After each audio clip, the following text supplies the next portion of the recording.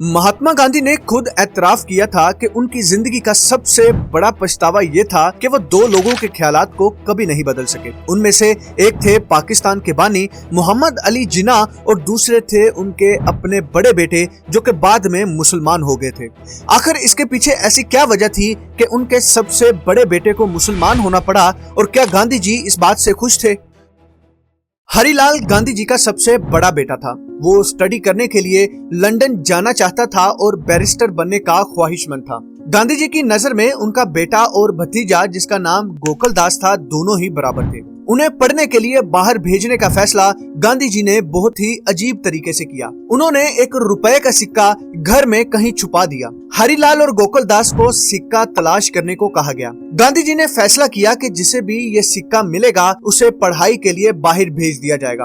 Unfortunately वो सिक्का पहले गोकुल दास ढूंढ कर ले आता है और उसके बाद उसे पढ़ने के लिए लंदन भेज दिया जाता है। यहीं से बाप और बेटे के रिश्ते के दरमियान दरार पड़ना शुरू हो जाती है। हरिलाल ने महसूस किया कि उसकी ख्वाहिशात की कोई भी अहमियत नहीं और उसकी जिंदगी के फैसले भी अब उसके अपने नहीं रहे।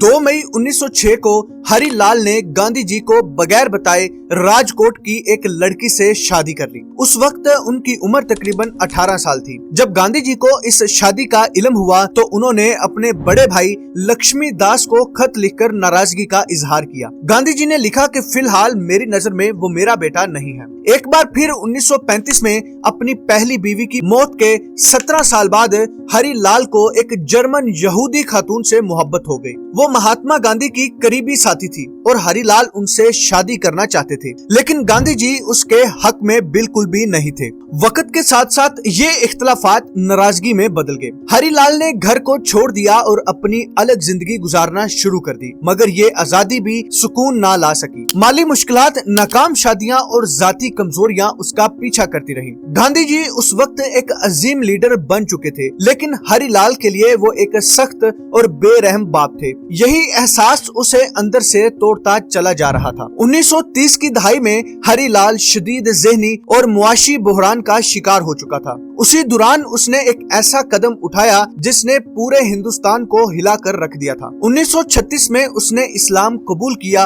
और अपना नाम अब्दुल्ला गांधी रख लिया। उस फैसले ने अखबारात में हलचल मचा दी। कुछ लोगों ने उसे जाती आजादी करार दिया, मगर बहुत से लोगों ने उसे बाप के खिलाफ बगावत समझा। हरिलाल के इस्लाम कबूल करने की खबर जंगल की आग की तरह फैल गई। कौम हैरान थी कि गांधी जी का बेटा ऐसा फैसला कैसे कर सकता है। हरिलाल का इस्लाम कबूल करना उस दौर में एक बहुत बड़ा तनाज़ा बन चुका था। अखबारात में सुर्खियां लग गईं और गांधी जी भी शदीद सदमे में चले गए। गांधी जी ने कहा कि वो मजहबी आजादी पर यकीन जरूर रखते हैं, लेकिन बेटे की नीयत और हालात ने उन्हें बहुत तकलीफ दी है। काफी दफा गांधी जी ने बेटे को खत लिखे और उसे वापस आने की इल्तिजा की, मगर हालात बहुत ज्यादा पेचीदा हो चुके थे। हरिलाल की जिंदगी एक नए मोड़ पर खड़ी थी और ये मोड़ उसे मजीद तन्हाई की तरफ ले जा रहा था। वक्त के साथ साथ हरिलाल का मजहबी सफर भी स्टेबल ना रह सका। कुछ अरसे बाद उसने दोबारा हिंदू मजहब इख्तियार कर लिया, लेकिन उसके जख्म अब भी ताजा थे। उसकी जिंदगी में इस्तेहकाम ना आ सका। शराब नोशी उसकी कमजोरी बन गई। बीमारियों ने उसे घेर लिया।